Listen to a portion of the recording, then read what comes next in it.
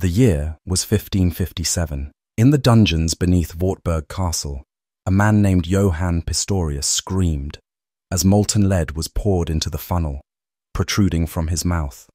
The executioner, following the precise instructions of the Holy Roman Empire's judicial manual, had already broken every bone in Pistorius' arms and legs with an iron wheel. But this was not his punishment. This was merely the interrogation. The lead burned through his throat, his esophagus, his stomach. Steam rose from his mouth as his internal organs liquefied. Yet still he lived, writhing in agony as the executioner prepared the next instrument, a set of red-hot iron pincers designed to tear away pieces of flesh, no larger than a coin, ensuring the victim would remain conscious for hours. Pistorius had been accused of heresy, his crime, questioning whether the communion bread literally transformed into the flesh of Christ.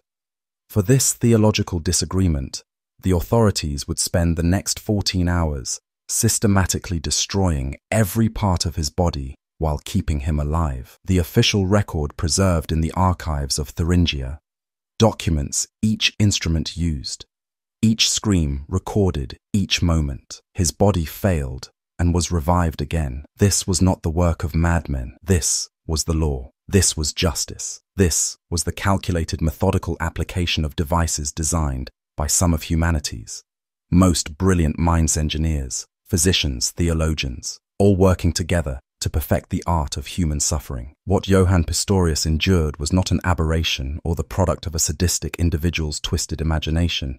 It was the systematic implementation of a vast catalogue of torture devices that represented centuries of human ingenuity devoted to a single purpose: the precise calibration of pain. Across every continent, in every civilization, humans have demonstrated an extraordinary capacity for creating instruments of suffering, from the bamboo torture chambers of imperial China to the Iron Maidens of medieval Europe, from the flaying knives of the Aztec priests to the crucifixion techniques perfected by Roman engineers. The archaeological and documentary evidence reveals a disturbing truth. The development of torture technology has been one of humanity's most consistent and innovative pursuits. These were not crude instruments born of primitive brutality. They were sophisticated machines, often requiring advanced metallurgy, precise engineering, and detailed anatomical knowledge. Many were created by the same craftsmen who built cathedrals, forged swords for knights, and designed the mechanical marvels of their age. The Nuremberg trials revealed that some of history's most horrific torture devices were created by individuals who were, by all other measures, pillars of their communities. The following account examines not just the devices themselves, but the minds that conceived them, the societies that sanctioned them, and the victims who endured them. This is documented history, stranger than fiction, a journey through the darkest corridors of human innovation, where brilliance and barbarity converged to create monuments to suffering that would make demons weep. The medieval period produced what historians now recognize as the golden age of torture technology. In the workshops of master craftsmen across Europe, artisans who might spend months perfecting the delicate mechanisms of a cathedral clock would apply the same precision to devices designed to slowly dislocate every joint in the human body. The rack, perhaps the most infamous of these creations, was far more sophisticated than popular imagination suggests. The version used in the Tower of London, known as the Duke of Exeter's daughter, incorporated a series of bronze gears and pulleys that allowed the operator to apply pressure with mathematical precision. The device could stretch a human body up to 6 inches beyond its natural length before the ligaments began to tear, a measurement that had been carefully calculated through extensive experimentation. Contemporary accounts from the Spanish Inquisition describe the rack's operation with clinical detachment. Tomás de Torquemada's manual for inquisitors specified exact measurements. The initial stretching should extend the victim's body by 2 inches, followed by a rest period to allow the muscles to adapt. Only then should the second stage commence, adding another inch of extension every 15 minutes until confession was obtained or the subject's spine separated. But the rack was merely one instrument in an extensive orchestra of agony. The strappado, developed in Italy during the 14th century, involved suspending victims by their wrists, which had been tied behind their backs. The weight of the body would gradually dislocate the shoulders, but skilled torturers could regulate the process by adding or removing weights attached to the victim's feet. Venetian records from 1389 document cases where subjects were kept suspended for up to 8 hours, their shoulders repeatedly dislocated and reset to prolong the experience. The genius of these devices lay not in their brutality, but in their restraint. Master torturers understood that death was the enemy of information. The most effective instruments were those that could induce unbearable suffering while keeping the victim conscious and coherent enough to provide useful intelligence or confession. This required a sophisticated understanding of human anatomy, pain tolerance, and psychological manipulation that would not be formally studied by medical science for centuries. The Judas cradle, used extensively during the witch trials of the 16th century, exemplified this principle. The device consisted of a pyramid-shaped seat upon which victims were slowly lowered. The pointed apex would gradually penetrate the victim's body, while their own weight determined the speed of the process. Historical records from Salem indicate that victims could be kept on the device for days. The pressure gradually increased by adding stones to their lap, ensuring that death would come only after prolonged suffering. Perhaps most disturbing of all was the Catherine wheel, named after Saint Catherine of Alexandria, who was allegedly tortured on a similar device before her martyrdom. The wheel incorporated spikes arranged at precise intervals that would break specific bones as the victim was rotated. French executioners developed a technique called rouing, which involved breaking the victim's limbs systematically, first the arms, then the legs, before weaving the broken appendages through the spokes of the wheel, like a grotesque basket, weaving. These devices were not hidden in dark dungeons operated by hooded figures in secrecy. They were displayed in public squares, operated by licensed professionals who had undergone extensive training. The executioners and torturers of medieval Europe were respected craftsmen who served essential functions in their communities, maintaining detailed records of their techniques and passing down their knowledge through formal apprenticeships. While the rack sought to extend the human body beyond its natural limits, English ingenuity produced its terrifying opposite: the scavenger's daughter, a device designed to compress the human form into an impossibly small space. Created by Sir Leonard Skevington, Lieutenant of the Tower of London during the reign of Henry VIII, this instrument represented a quantum leap in torture technology. The scavenger's daughter consisted of an iron hoop that gradually compressed the victim's body until their knees touched their chest and their arms were forced against their sides. Unlike the dramatic stretching of the rack, this device worked through slow, inexorable compression. Historical accounts from the Tower's archives describe how victims would be placed in the device and compressed over a period of hours, their ribs gradually fracturing as their lungs were crushed against their spine. Sir William Cecil's private correspondence from 1571 provides a chilling first-hand account of the device's use on Edmund Campion, the Jesuit priest later canonized by the Catholic Church. Cecil wrote that Campion was compressed until blood flowed from his fingertips and nose. Yet still the heretic would not confess to his treasonous correspondence with Rome. The compression continued for 3 hours until Campion's ribs began to crack, audibly sounds that Cecil described as resembling the breaking of small branches in a winter forest. The medical implications of such compression were understood with remarkable sophistication by Tudor torturers. The device was specifically designed to apply pressure to the human thoracic cavity in a way that would gradually reduce lung capacity without causing immediate suffocation. Victims could survive for extended periods while experiencing the sensation of slowly drowning in air. The psychological impact was devastating. The victim knew that each breath might be their last, yet death remained frustratingly elusive. French variations of the compression torture, known as l'estrapade verticale, incorporated additional refinements. The victim would be enclosed in a wooden box that could be gradually reduced in size through an intricate system of screws and pistons. The device allowed torturers to compress specific parts of the body while leaving others unaffected, creating unique patterns of suffering that could be tailored to extract different types of information. Records from the Châtelet prison in Paris indicate that master torturer Guillaume de Bayeux developed a technique he called progressive architecture, where the compression device would be adjusted in precise increments corresponding to specific questions. Failure to answer would result in another quarter turn of the screw, reducing the available space by exactly 2 inches. De Bayeux's logs, preserved in the Bibliothèque Nationale record sessions, lasting up to 16 hours, with victims experiencing hundreds of tiny adjustments that gradually crushed their bodies into geometric impossibility. The psychological sophistication of these compression techniques cannot be overstated. Unlike other forms of torture that worked through external application of pain, compression torture created an internal claustrophobia that attacked the victim's most fundamental fear, the inability to breathe. Victims would often confess not to end the physical pain, but to escape the mounting panic that came with each restricted breath. But perhaps the most horrifying aspect of compression torture was its mathematical precision.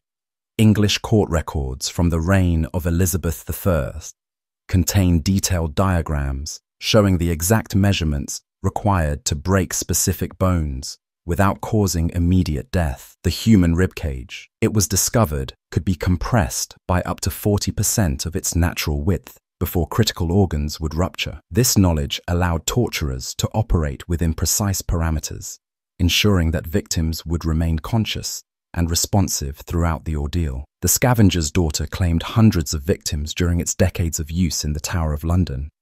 Each session was meticulously documented, creating an extensive database of human pain tolerance that would not be matched by medical science until the development of modern anesthesiology. These records reveal that the device was not simply an instrument of punishment, but a sophisticated tool for human experimentation conducted under the guise of criminal justice. While European torturers focused on mechanical devices and metal instruments, Eastern civilizations developed techniques that harnessed nature itself as an instrument of suffering. The bamboo torture perfected during China's Ming dynasty represented perhaps the most diabolically patient form of execution ever devised by human minds. The process began with the selection of young bamboo shoots, specifically those of the species Philostachys bambusoides, chosen for their remarkable growth rate of up to 3 feet in a single day. Victims would be suspended horizontally above a grove of these emerging shoots,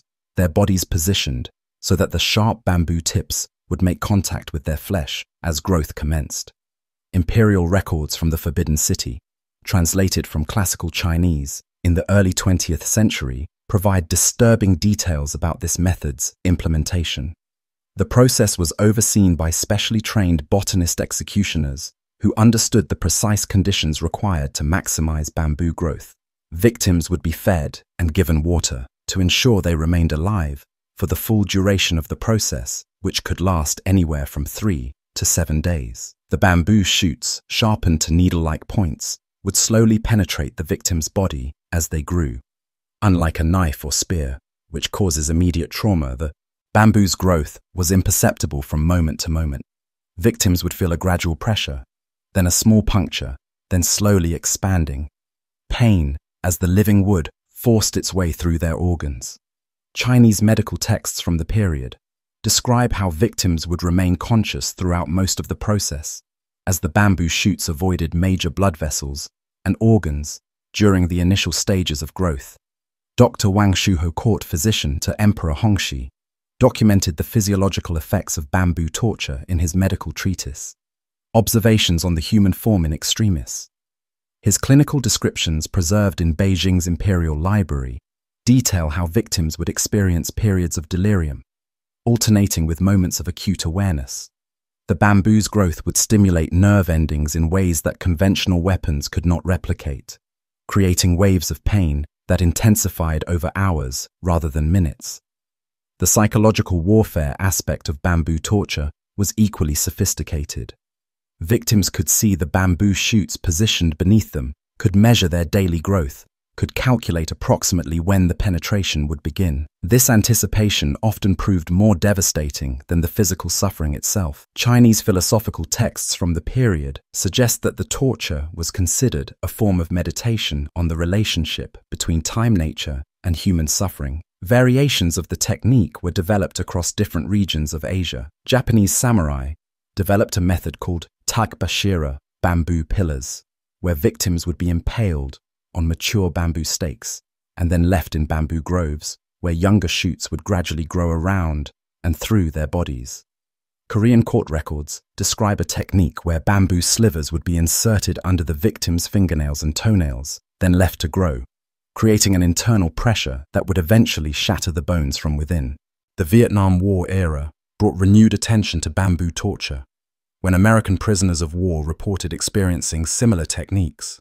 Military debriefing documents declassified in the 1990s describe how captured soldiers would be tied over bamboo shoots and left for days, the growing plants slowly penetrating their bodies while their captors attended to other business. The psychological impact of this passive, natural torture proved particularly devastating to victims who had been trained to resist more conventional forms of interrogation. But perhaps most disturbing was the ritualistic aspect of bamboo torture in certain regions of Southeast Asia. Anthropological studies conducted in the early 20th century documented ceremonies where the torture was incorporated into religious festivals, celebrating the relationship between human suffering and natural growth. Victims were selected based on astrological considerations, and their torture was timed to coincide with optimal bamboo growing seasons. The precision required to execute bamboo torture effectively demanded extensive botanical knowledge, careful timing, and sophisticated understanding of human anatomy. Master torturers would spend years studying bamboo growth patterns, learning to predict exactly how the shoots would penetrate the human body and how to position victims for maximum suffering while ensuring they remained alive throughout the process. No torture device has captured the popular imagination quite like the Iron Maiden, yet the historical reality of these spiked sarcophagi proves far more complex and disturbing than folklore suggests. While many examples displayed in modern museums are romantic Victorian recreations, authentic Iron Maidens did exist, and their true history reveals the methodical precision with which medieval Germanic societies approached the science of controlled suffering. The earliest documented Iron Maiden was constructed in Nuremberg around 1515, commissioned by the city council as part of a comprehensive renovation of their judicial torture chamber.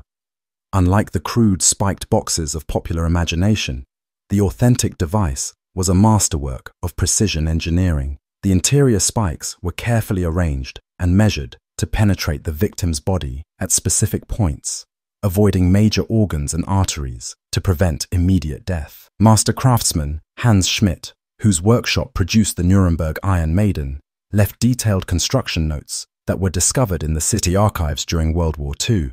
Schmidt's diagrams reveal that the spikes were positioned according to extensive anatomical study, with longer spikes placed to pierce non-vital areas like shoulders and thighs, while shorter spikes were positioned near the heart and lungs to create pain without causing fatal wounds. The entire device could be adjusted to accommodate victims of different heights, ensuring optimal spike placement, regardless of the subject's physical dimensions. The psychological impact of the Iron Maiden was as carefully engineered as its physical construction. Victims would be shown the device before their interrogation began, forced to contemplate their fate while observing its mechanical precision. Contemporary accounts describe how many subjects would confess simply upon seeing the Iron Maiden, unable to face the prospect of being slowly enclosed within its spiked embrace. When confession was not forthcoming, the torture would commence with methodical precision. The victim would be placed inside the device, and the doors would be slowly closed over a period of several hours. Each inch of closure would drive the spikes deeper into the victim's flesh, but the careful positioning ensured that unconsciousness and death would not arrive quickly. Nuremberg court records indicate that sessions could last up to 12 hours, with the doors periodically opened to revive unconscious victims or provide medical attention to prevent fatal blood loss. The Iron Maiden's most horrific innovation was its capacity for graduated torture. The device incorporated a complex system of hinges and stops that allowed torturers to control the exact depth of spike penetration. A confession extracted under minimal penetration carried less legal weight than one obtained after deeper suffering. creating a judicial system that literally measured truth according to the depth of physical wounds. Germanic legal codes from the period reveal the sophisticated jurisprudence surrounding Iron Maiden usage. The Constitutio Criminalis, Carolina, Emperor Charles V's legal code of 1532 specified exact protocols for the device's operation.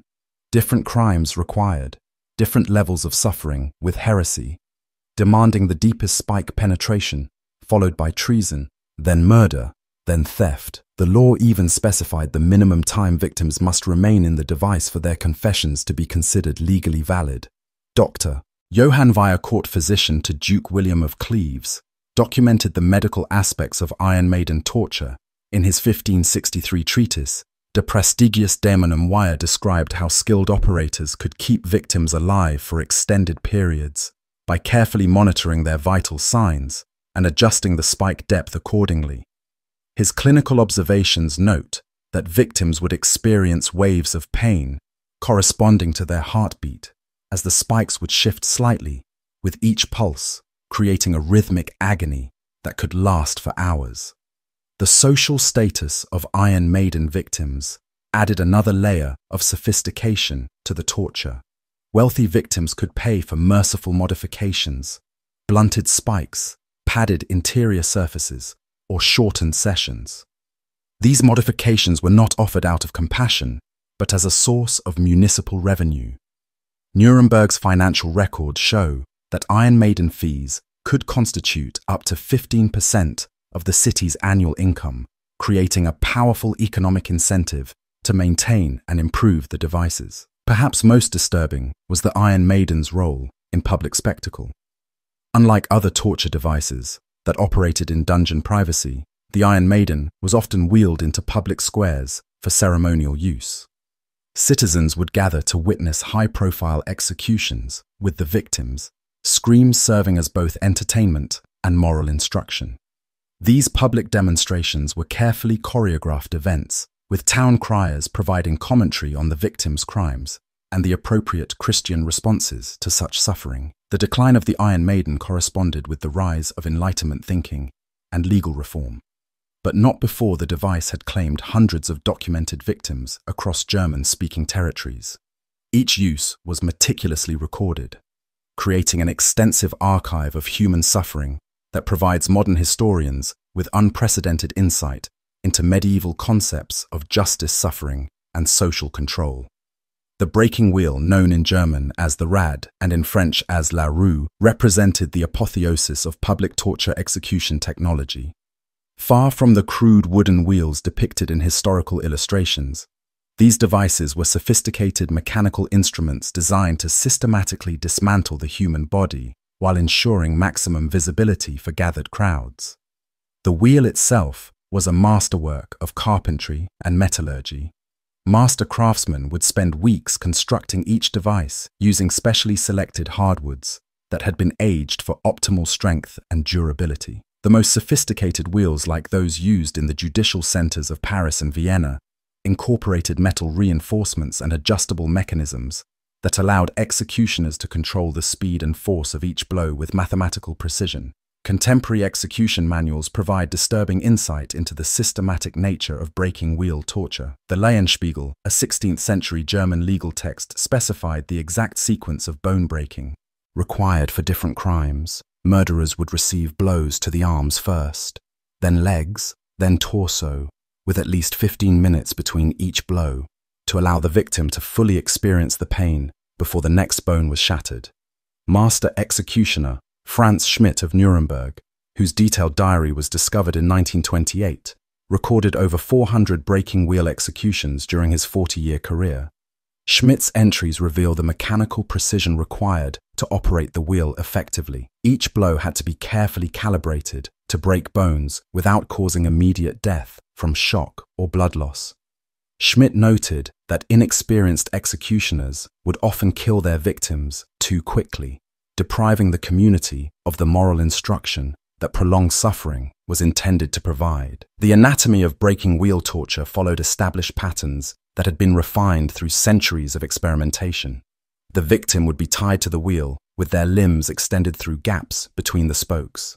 The executioner would then use an iron bar weighted precisely for optimal bone-breaking force to systematically shatter each major bone in the victim's body. The process typically began with the fingers and toes progressed to the arms and legs and culminated with blows to the torso that would crush the ribcage while leaving the victim conscious for final religious ministrations. French medical texts from the period reveal that court physicians were often present during breaking wheel executions, monitoring the victim's condition and advising executioners on the optimal timing of each blow. Dr. Antoine Mizole's Memorabilium Utilis as Iucunda Centuriae describes techniques for maintaining victim consciousness throughout the ordeal, including the use of stimulants and carefully timed periods of rest that would prevent the victim from fainting due to overwhelming pain. The psychological sophistication of breaking wheel torture extended beyond the immediate suffering inflicted on the victim family members, were often required to witness the execution, creating secondary trauma that would resonate through communities for generations. The slow, systematic nature of the torture allowed spectators to contemplate each blow, to imagine the victim's pain, and to consider how their own behavior might lead to similar consequences. Regional variations of the breaking wheel revealed different cultural approaches to systematic torture. The Bavarian wheel incorporated a mechanism that would slowly rotate the victim between blows, ensuring that each part of their body would be visible to the crowd as it was systematically destroyed. The Venetian Ruota della Giustizia featured adjustable spokes that could be moved to accommodate victims of different sizes, ensuring optimal positioning for each bone-breaking blow. The timing of breaking wheel executions was carefully coordinated with religious and civic calendars. Major executions would be scheduled for holy days or market days when large crowds could gather.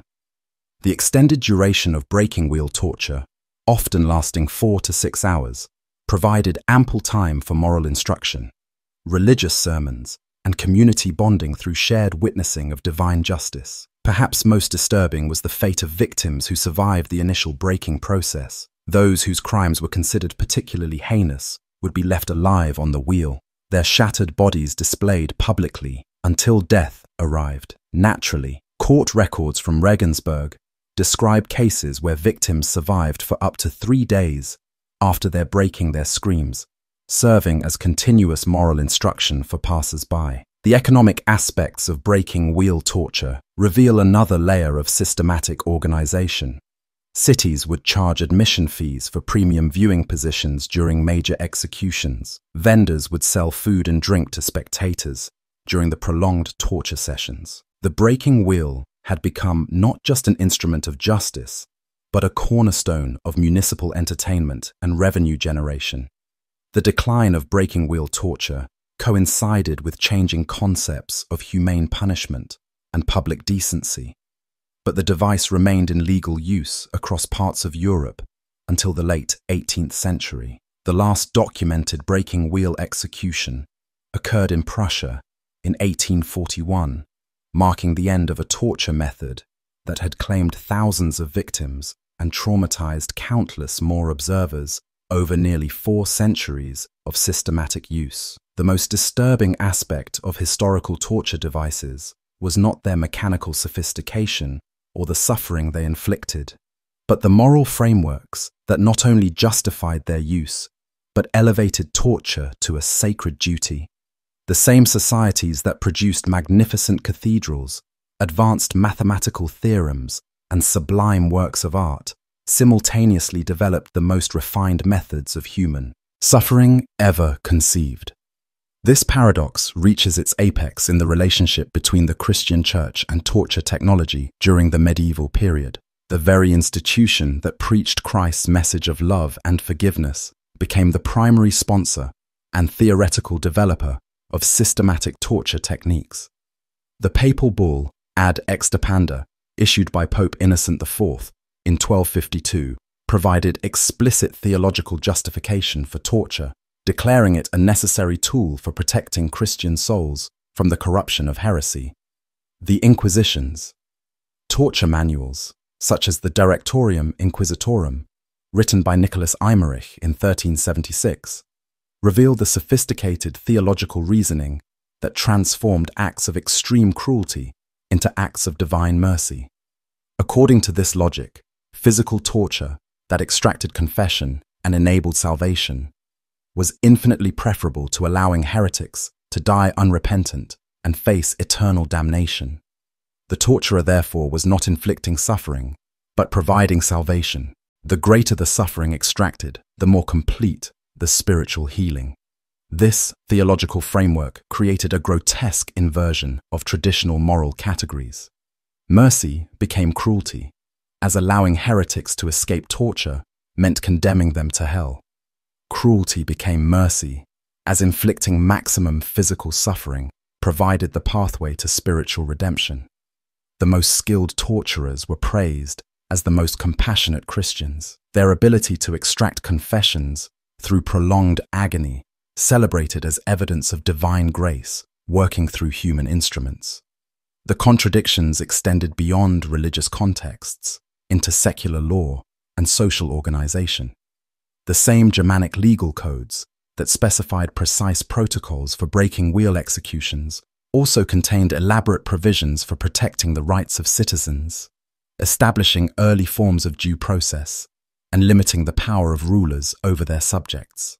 Citizens who enjoyed unprecedented legal protections in matters of property and commerce could simultaneously be subjected to methodical torture for crimes as minor as theft or adultery. Medieval universities, centers of learning and intellectual advancement became hotbeds of torture. Innovation. Scholars who advanced human knowledge in medicine, engineering, and natural philosophy would apply the same intellectual rigor to perfecting techniques of human suffering. The University of Bologna, renowned for its contributions to legal scholarship, simultaneously produced the most sophisticated treatises on the proper application of torture in criminal proceedings. The economic paradox was equally stark. Cities that banned usury as morally abhorrent would derive significant municipal revenue from torture fees and execution entertainment. Merchants who operated under strict ethical codes governing fair trade and honest dealing would eagerly pay premium prices for front-row seats at breaking wheel executions. The same communities that organized elaborate charitable works to feed the poor and shelter the homeless would gather enthusiastically to witness the systematic dismantlement of human bodies. Perhaps most disturbing was the medical profession's enthusiastic participation in torture refinement. Physicians who had sworn to do no harm would attend torture sessions to monitor victims' vital signs and advise on optimal techniques for prolonging suffering. The same anatomical knowledge used to heal the sick was systematically applied to perfecting methods of causing pain while preventing death. Medical texts from the period reveal that torture consultancy became a lucrative specialty within the healing profession. The artistic celebration of torture devices reveals another layer of moral contradiction. The same craftsmen who created beautiful religious sculptures and intricate mechanical clocks would sign their names proudly to torture devices, treating them as masterworks worthy of artistic recognition. Museums across Europe contained torture instruments decorated with religious imagery, classical motifs, and elaborate artistic flourishes that transform instruments of suffering into objects of aesthetic contemplation. The legal frameworks governing torture use contained built-in acknowledgement of their own moral bankruptcy. Laws specified that torture could only be applied in cases where other evidence suggested guilt, yet simultaneously held that confessions extracted under torture constituted the highest form of legal proof. This circular logic ensured that torture would be applied primarily to the innocent, as the guilty could be convicted through conventional evidence, while the innocent required torture to extract the confessions necessary for their conviction. These contradictions were not hidden or ignored, but openly celebrated as evidence of sophisticated moral reasoning. Legal scholars wrote extensively about the theological and philosophical justifications for torture, creating elaborate intellectual frameworks that transformed obvious moral contradictions into evidence of advanced ethical thinking. The more sophisticated the torture, the more advanced the civilization that employed it was considered to be. The historical catalogue of torture devices reveals a profound truth about human nature that transcends any single culture or historical period. The capacity for systematic cruelty increases proportionally with technological and intellectual advancement. The most sophisticated torture methods were not products of primitive barbarism, but achievements of humanity's most educated, technologically advanced, and morally complex civilizations.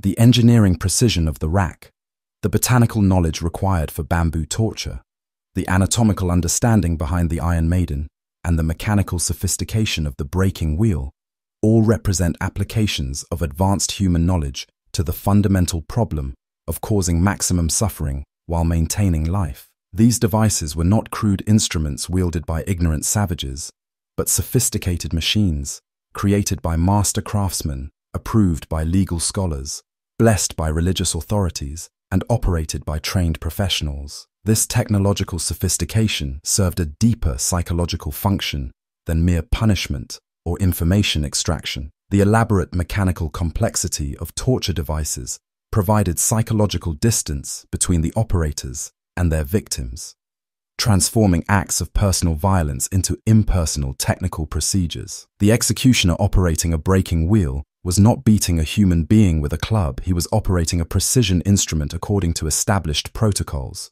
The torturer adjusting the rack was not personally stretching another person's body beyond its natural limits. He was implementing a legal procedure using approved mechanical equipment.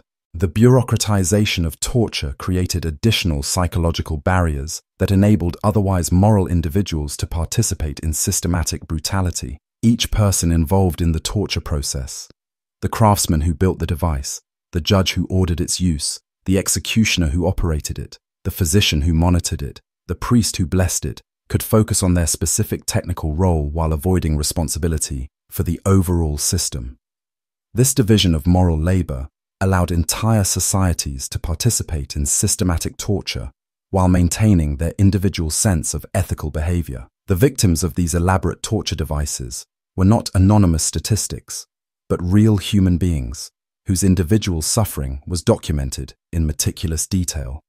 Court records preserve their names, their words, their final moments. Anna Goldin, the last person officially executed for witchcraft in Europe, spent 4 hours on the breaking wheel in 1782.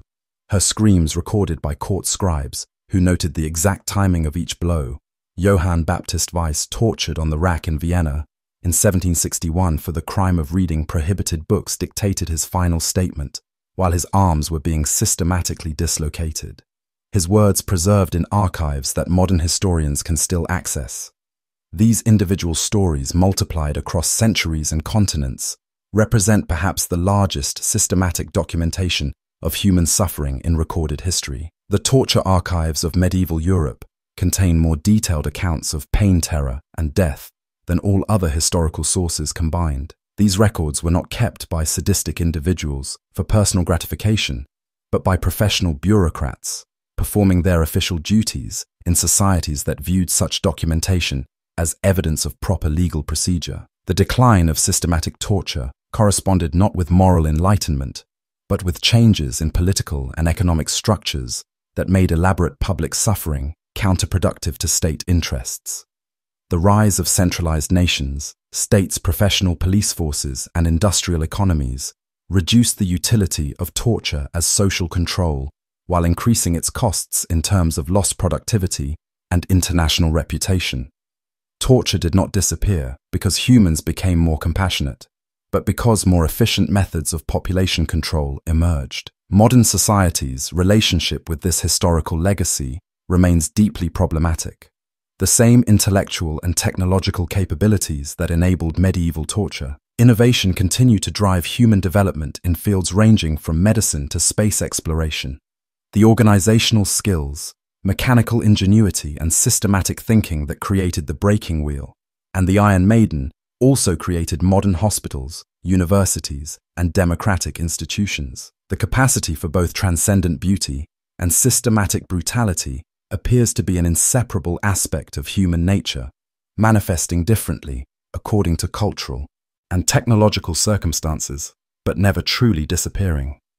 The torture devices examined in this account represent more than historical curiosities or cautionary tales about the dangers of unchecked power. They constitute a permanent record of humanity's capacity to to systematically organize suffering, to apply intelligence and creativity to the problem of inflicting pain, and to create moral frameworks that transform obvious evil into apparent good. Understanding this capacity in all its sophisticated horror remains essential for any honest assessment of human nature and the civilizations humans create. The next time one encounters the remnants of these devices in museums or historical accounts, the question is not how such barbarism could have existed in the past, but how the same intellectual and technological capabilities that created them continue to shape human society today, and what new forms of systematic brutality they might enable in futures yet to be written. What other civilizations throughout history have demonstrated similar contradictions between their highest achievements and their darkest practices?